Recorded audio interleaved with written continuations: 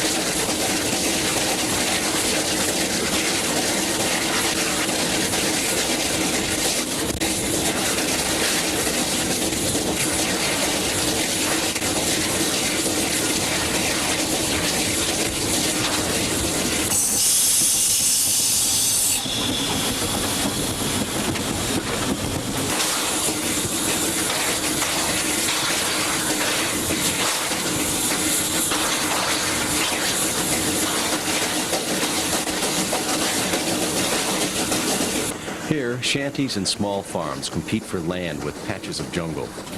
As our charter special picks up speed, lunch is delivered by our American guide, Chris Scow, in the form of fresh bananas. Chris is the founder of Tren's Unlimited Tours and has been leading train-oriented excursions throughout the world for many years.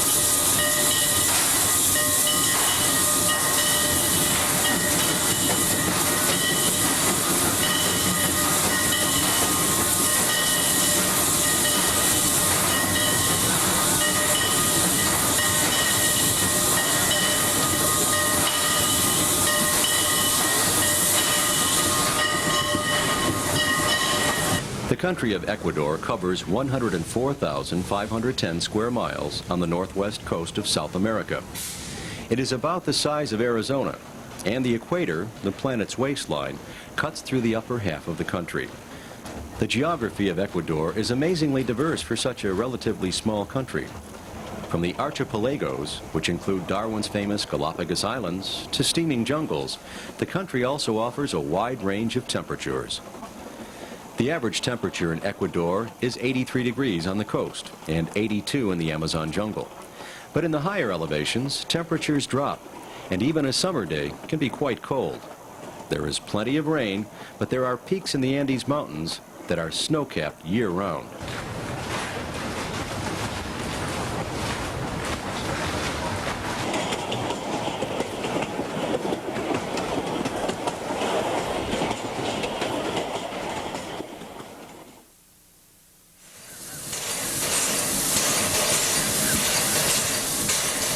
We make another water stop, this time at a small village along the route. Because the locomotive's tender is relatively small, water capacity is limited. The G&Q must rely on many online water tanks to keep the trains running.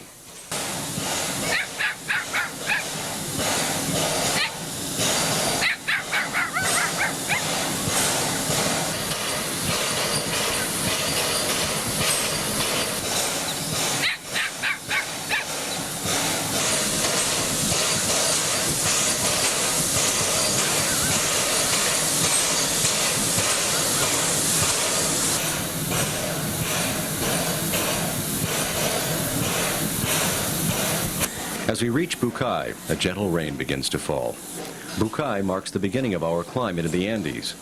We are at 930 feet above sea level here, but in the next 34 miles, we will be climbing to over 8,500 feet. Therefore, in Bucay, we will change to a larger, more powerful locomotive for the next leg of our journey, the climb to Simbambe. Upon arriving in Bucay, our locomotive, number 11, is uncoupled and taken to the shops for servicing.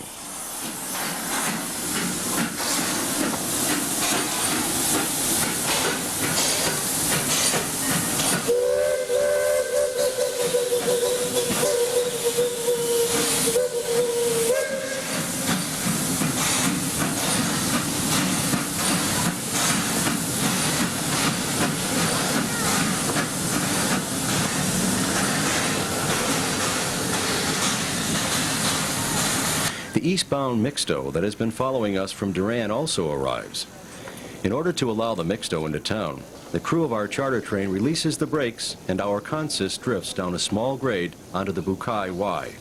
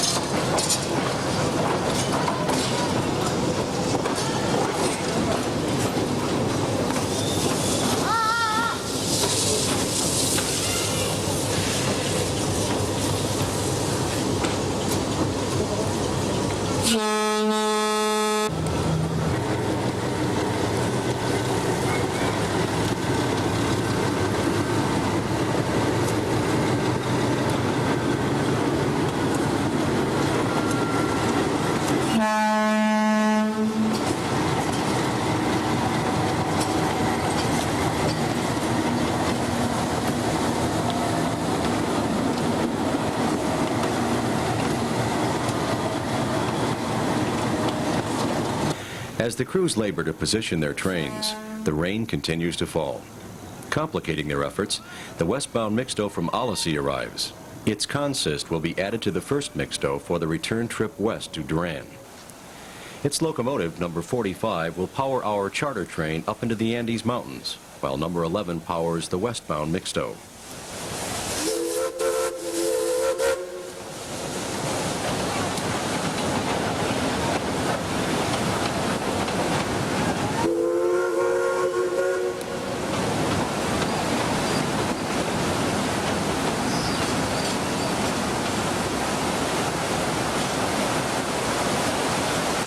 Our new engine, number 45, is a 280 outside frame model.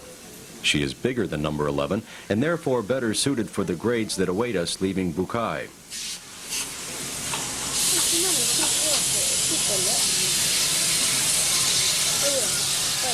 While waiting for the engines to be switched and serviced, I met an Ecuadorian named Bolivar Nunez. Bolivar had worked for 12 years in Washington, D.C. and spoke perfect English.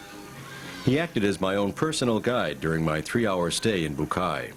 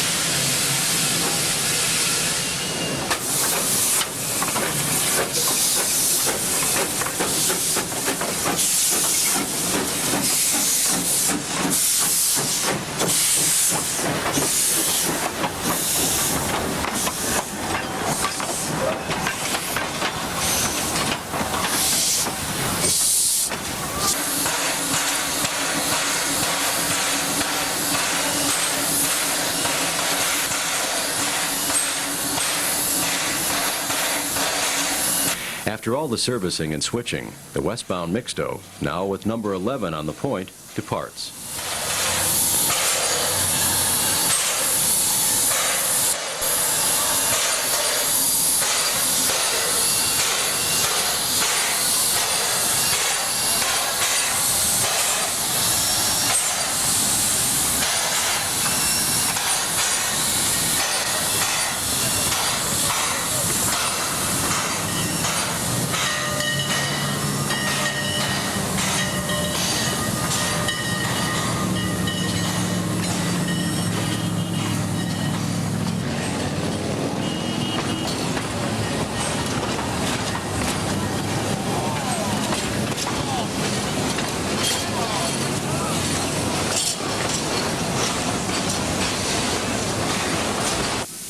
After number 45 is connected to our train, we are also ready to depart.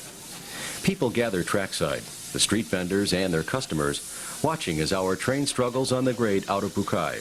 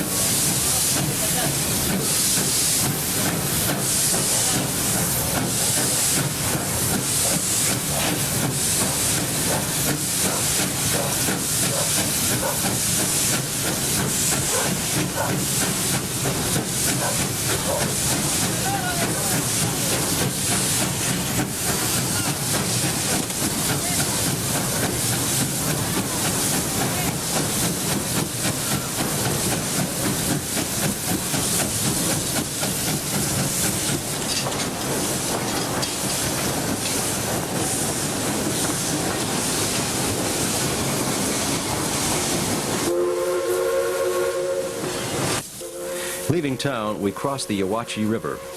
The grade here is over 3% and is typical of the terrain in the Chanchan River Canyon. Now we begin to work our way uphill into the Andes Mountains. We are entering a different world, one more primitive yet startling in its beauty. There are only a few scattered villages and, of course, the railroad to remind us of man's presence.